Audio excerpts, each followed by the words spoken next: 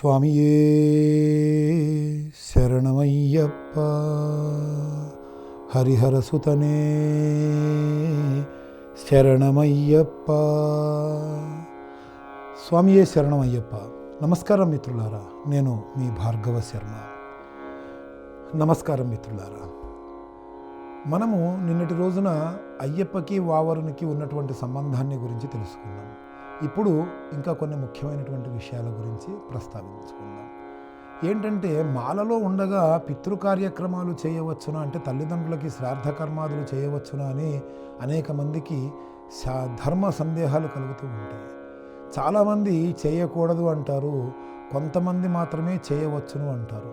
పితృ యజ్ఞ ఫలప్రదాయకాయ నమః అనేటువంటి పేరు అయ్యప్పకు ఉందంటే, తల్లిదండ్రులకి చేసేటువంటి యజ్ఞం ఏదైతే ఈ శ్రాద్ధ కర్మాలు ఉంటాయో వాటిని యజ్ఞయాగాదులు అంటారు. ఆ ఫలితాన్ని కూడా అయ్యప్ప ఇస్తాడు. మొదటి విషయం. రెండో విషయము, శబరిమలకి వెళ్ళేటప్పుడు పంపానది ఒడ్డున చిన్న చిన్న ఇంతకుముందు చిన్న చిన్న గుడిసెల్లాగా ఉండేవి, ఇప్పుడు టార్పాలిన్తో టెంట్లలాగా వేసుకొని కొంతమంది ఉంటారు మనకి త్రివేణి బ్రిడ్జి దగ్గర. వాళ్ళందరూ కూడా పిండ ప్రదానాలే చేయిస్తూ ఉంటారు. అక్కడ పిండ ప్రదానాలు చేసే శబరిమలకి ఇరుముడినెత్తుకొని వెళ్ళాలి అనేటువంటిది ఆచారం. ఈ ఆచారాన్ని ఎవరూ పాటించట్లా, చాలామంది విస్మరిస్తున్నారు. ఇది ఆచారం ఖచ్చితంగా. పావనమైనటువంటి ఆ పంపానది దక్షిణ భారత గంగ. అలాంటి గంగా నదిలో పితృదేవతలకి తర్పణాలు పిండ ప్రదానాలు చేయటం అనేటువంటిది చాలా గొప్ప విషయం.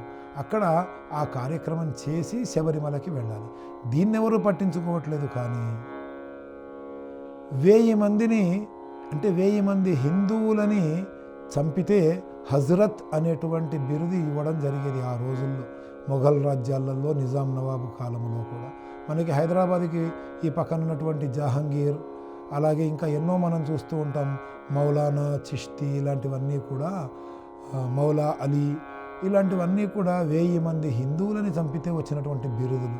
ఆ 1000 మంది హిందువులలో మా తాత ముత్తాతలు, మీ తాత ముత్తాతలు, మనందరి తాత ముత్తాతలు, ఎక్కడో చోట బంధువులు చనిపోయే ఉంటారు. వాళ్ళ చేత మహా పీడింపబడి చాలా దారుణంగా హింసింపబడి చనిపోయి ఉంటారు. అలాంటి వాళ్ళ దర్గాలకి వెళ్ళి చెద్దరు కప్పి మనం దండం పెట్టుకొని రావటం ఎంత సబబు. ఇంకా మనకి ఈ బానిస మనస్తత్వాలు పోలేదు. అలాగే శబరిమలకి వెళ్ళేటప్పుడు కూడా వావర్ దేవాలయానికి వెళ్ళాలో వద్దో మీరు నిర్ణయించుకోండి. నేను మాత్రం అక్కడికి వెళ్ళక, నా శిష్య పరంపరని తీసుకెళ్ళక చాలా సంవత్సరాలు అవుతుంది. దాదాపుగా 20-25 సంవత్సరాలు అవుతుంది అక్కడికి మేము వెళ్ళటం మానేశాం. అదే వావర్ అనేటువంటి మసీదు ఎదురుగుండా చిన్న ఆర్చ్లాగా ఉండి, చిన్న ద్వారం ఉండి కిరాత శాస్తా దేవాలయం ఉంటుంది, అంటే ఆటవిక శాస్త.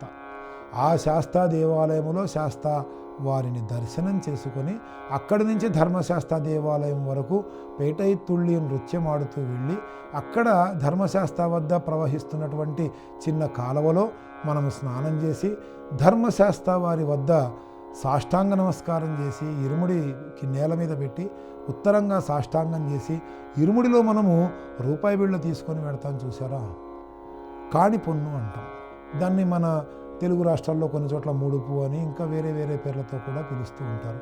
ఆ రూపాయి బిళ్ళని ఈ 41 రోజుల దీక్షలో మనము తెలిసి తెలియక ఏమైనా ధర్మ వ్యతిరేక పనులు చేసి ఉన్నా, మాటలు మాట్లాడి ఉన్నా మనల్ని క్షమించమని చెప్పేసి ఎరుమేలిలో ఉన్నటువంటి ధర్మశాస్త్ర వారిని, అంటే ధర్మాన్ని శాసించేటువంటి ఆ అయ్యప్ప స్వామి వారిని వేడుకొని తమ వెంట వచ్చి స్వామి దర్శనము చేయించమని, ఆ అడవులలో ఎటువంటి జంతువుల బాధ, పిశాచ బాధ లేకుండా మనల్ని నడిపించమని ప్రార్థన చేసుకొని అక్కడి నుంచి మనము వనయాత్ర మొదలు పెడతాం.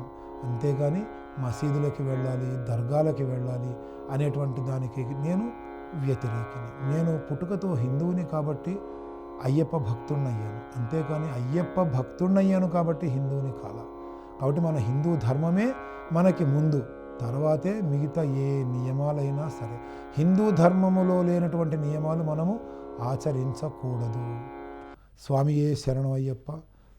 స్వతంత్ర భక్తి యూట్యూబ్ ఛానల్ ని సపోర్ట్ చేయండి.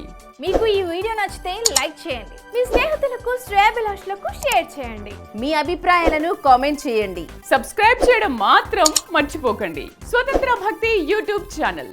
Please like, share and subscribe.